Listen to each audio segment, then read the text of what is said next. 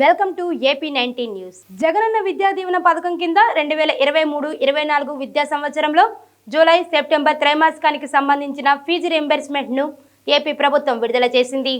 అర్హులైన 8,09,039 మంది విద్యార్థులకు 584 కోట్ల రూపాయలు జమ చేసింది. పశ్చిమ గోదావరి జిల్లా భీమవరంలో నిర్వహించిన బహిరంగ సభలో సీఎం జగన్ కంప్యూటర్ బటన్ నొక్కి ఈ మొత్తాన్ని విద్యార్థుల తల్లుల ఖాతాల్లో జమ చేశారు. భీమవరం బహిరంగ సభలో ఆయన మాట్లాడుతూ 4.5 ఏళ్లలో విప్లవాత్మకమైన అడుగులు వేశామన్నారు.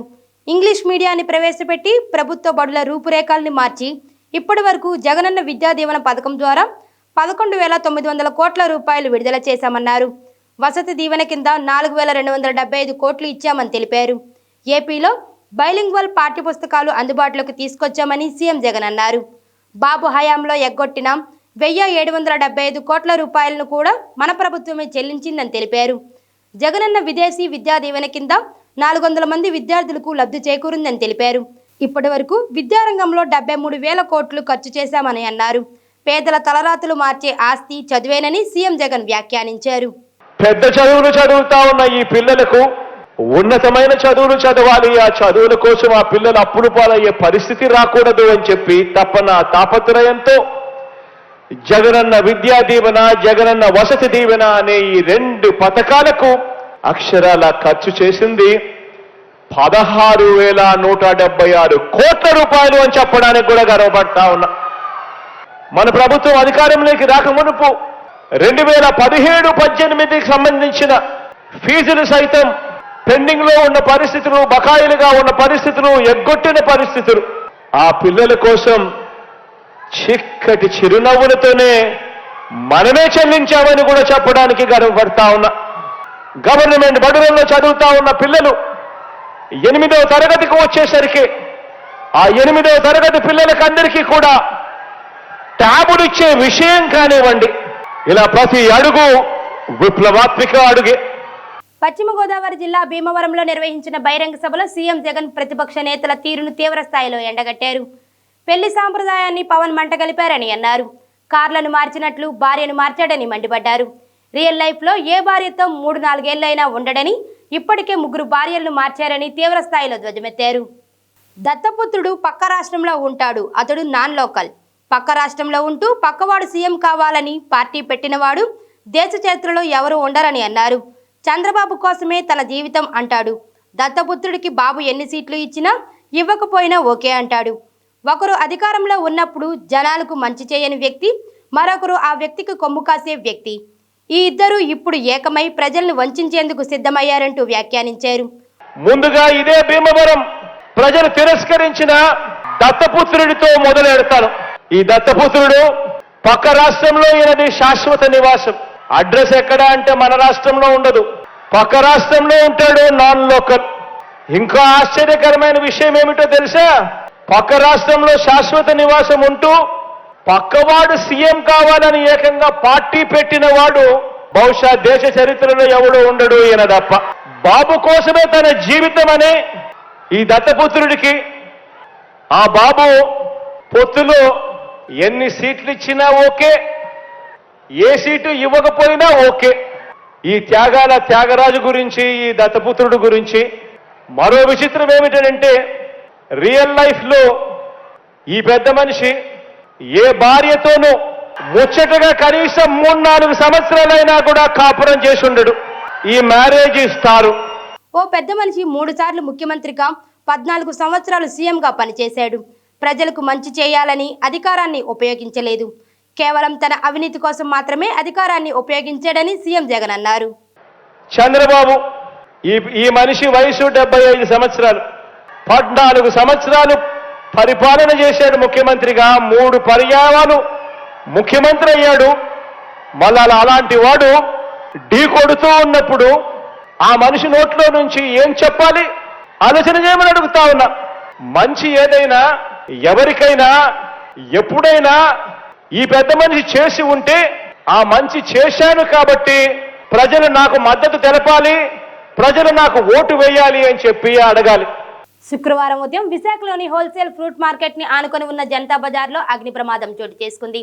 స్క్రాప్ దుకాణంలోని పాత కారుకు నిప్పంటుకొని ప్రక్కన ఉన్న టైర్లు షాపునకు వ్యాపించడంతో భారీగా మంటలు ఎగిసిపడ్డాయి. అగ్నిమాపక సిబ్బంది హుటాహుటిన అక్కడికి చేరుకొని మంటలను అదుపు చేశారు.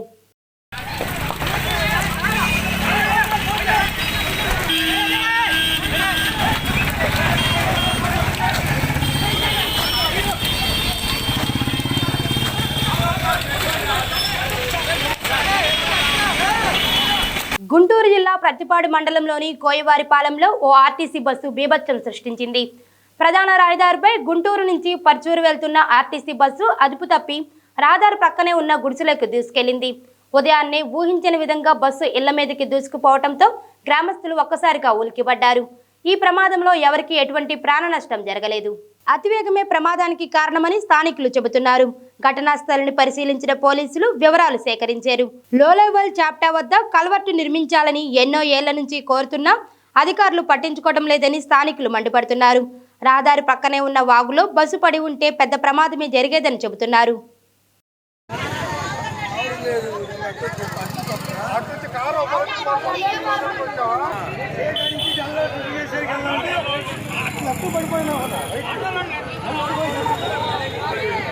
ఏపీకి ప్రత్యేక హోదా కోసం పోరాటం చేస్తానని జై భారత్ నేషనల్ పార్టీ అధ్యక్షుడు జేడీ లక్ష్మీనారాయణ తెలిపారు. టీడీపీ వైసీపీ ప్రభుత్వాలకు అవకాశం వచ్చినా అందుకోసం పోరాటం చేయలేదని ఆయన విమర్శించారు. జనవరి 26న ప్రత్యేక హోదా సాధనకై ప్రతిజ్ఞ కార్యక్రమం నిర్వహిస్తామన్నారు. ప్రత్యేక హోదా ఏపీ హక్కు అని రాష్ట్ర ప్రజలతో సంఘటితంగా పోరాడతామని అన్నారు. ఏవైతే రాజకీయ పార్టీలు ఈ ప్రత్యేక హోదా తీసుకొచ్చే బాధ్యత వారు గనక తీసుకోకుంటే ఆ పార్టీలకు మేము ఓటు వేయమని కూడా నిస్పష్టంగా మనం అందరం కూడా చెబుదాము. ఆ తర్వాత 26 జనవరి రోజున అందరం కలిసి ఒక మహా ప్రతిజ్ఞ చేద్దాం.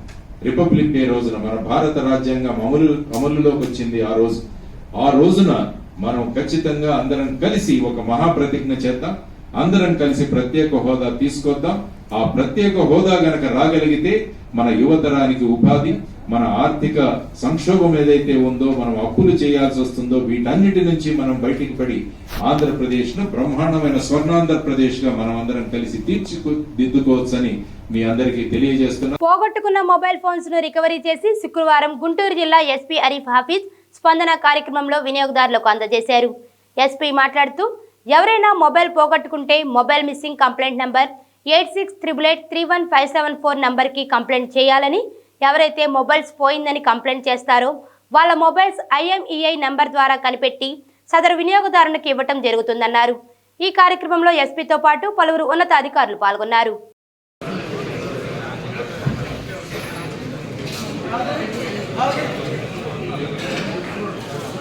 దేశంలో కరోనా వైరస్ రోజురోజుకు విజృంభిస్తోంది. ఈ మేరకు దేశవ్యాప్తంగా కోవిడ్ కొత్త వేరియంట్ JN1 కేసులు 157కు పెరిగాయని ఇన్సాకాక్ గురువారం వెల్లడించింది.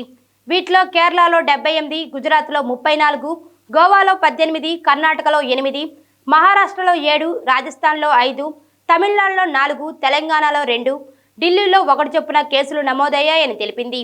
వీటిలో డిసెంబర్లోని 141 కేసులు నమోదవటం గమనార్హం. తిరుపతిలో కరోనా కలకలం రేపుతుంది. రియా ర్యాపిడ్ పరీక్షల్లో 4కి పాజిటివ్గా తేలింది. దీంతో 2 ఆసుపత్రి ఐసోలేషన్కు, మరో 2 హోమ్ ఐసోలేషన్కు తరలించారు. కేంద్ర ఆరోగ్య శాఖ మంత్రి మన్సుఖ్ మాండవీయ నేడు విజయవాడలో పర్యటించారు. ఈ క్రమంలోనే ఆయన విజయవాడలోని పాత ప్రభుత్వ ఆసుపత్రి వద్ద critical care blocks BSL-3 IPHL lab శంకుస్థాపన చేశారు. ఆయనతో పాటు రాష్ట్ర వైద్య శాఖ మంత్రి విడుదల రజని కూడా పాల్గొన్నారు. ఈ సందర్భంగా తెలుగుదేశం ఎంపీ కేశినేని నాని మీడియాతో మాట్లాడుతూ కోవిడ్ తర్వాత పేద ప్రజలకు ఉచితంగా వైద్యం అందివ్వాలని ప్రధానమంత్రి నరేంద్ర మోదీ నిర్ణయం తీసుకున్నందుకు కృతజ్ఞతలు తెలుపుతున్నానని వ్యాఖ్యానించారు. క్రిటికల్ కేర్ ఫెసిలిటీ విజయవాడకు ఇచ్చినందుకు కేంద్ర ఆరోగ్య కుటుంబ సంక్షేమ శాఖ మంత్రి మన్సుఖ్ మాండవీయకు కృతజ్ఞతలు తెలిపారు. వచ్చేది టీడీపీ ప్రభుత్వమే అని అన్నారు. ప్రభుత్వ జనరల్ హాస్పిటల్లో 23 కోట్లతో కేంద్ర ప్రభుత్వం క్రిటికల్ కేర్ హాస్పిటల్ ఇక్కడ కేంద్ర మంత్రివర్యులు ఆరోగ్య శాఖ మంత్రివర్యులు మన్సుఖ్ మాండవీయ గారి చేతుల మీదుగా శంకుస్థాపన చేసుకోవడం జరిగింది. నిజంగా అభినందనీయం. నిజంగా నరేంద్ర మోడీ గారికి అట్లాగే కేంద్ర మంత్రి గారికి నేను కృతజ్ఞతలు తెలియజేస్తాను. భవానీపురం 41వ డివిజన్లో 90,31,000 రూపాయల నిధులతో నిర్మించనున్న పలు అభివృద్ధి కార్యక్రమాలను ఎమ్మెల్యే వెల్లంపల్లి శ్రీనివాస్ శుక్రవారం శంకుస్థాపన చేశారు. ఈ సందర్భంగా ఆయన మాట్లాడుతూ తన దృష్టికి వచ్చిన ప్రతి సమస్యను పరిష్కరించేందుకు కృషి చేస్తున్నామని తెలిపారు. దర్గా బరెల్ గ్రౌండ్, క్రిస్టియన్ బరెల్ గ్రౌండ్ అభివృద్ధి చేస్తున్నట్లు తెలిపారు. ఇంకా అదేవిధంగా ఇంకో 2-3 రోడ్స్ కొన్ని ఇష్యూస్ మాకు ఐడెంటిఫై అవ్వడం జరిగింది. వాటిని కూడా శాంక్షన్ చేసే విధంగా ఇప్పుడే అధికారులు కూడా చెప్పడం జరిగింది. వెంటనే తప్పకుండా శాంక్షన్ చేసి వాటిని కూడా ముందుకు తీసుకెళ్లే విధంగా వెళ్తామని కూడా తెలియపరచుకోండి. ఎందుకంటే ఈ డివిజన్ పరిధిలో ఆల్రెడీ ఇప్పటికే ముస్లిం బరిల్ గ్రౌండ్స్ ఒకటి అభివృద్ధి చేశాము. ఇంకోటి దర్గా బరిల్ గ్రౌండ్స్ ఉంది, దాన్ని కూడా అభివృద్ధికి నిధులు శాంక్షన్ చేశాము. క్రిస్టియన్ బరిల్ గ్రౌండ్స్ కూడా శాంక్షన్ చేయమని చెప్పని వాళ్ళు అడిగే కొన్ని డెవలప్మెంట్స్ చెప్తే అవి కూడా చేయమని చెప్పి ఇప్పుడే అధికారులు చెప్పడం కూడా జరిగింది. Vijayawada Vidyadharapuram labour colony ground నందు నిర్మించనున్న ఇండోర్ స్టేడియం పనులను నగరపాలక సంస్థ కమిషనర్ స్వప్నిల్ దినకర్ పుణ్కర్ అధికారులతో కలిసి శుక్రవారం పరిశీలించారు. సంబంధిత అధికారులకు తగిన సూచనలు చేశారు. త్వరితగతిన పనులు పూర్తి చేసి ప్రజలకు అందుబాటులోకి తీసుకువస్తామని పశ్చిమ మాజీ మంత్రి వెల్లంపల్లి కమిషనర్కు తెలిపారు.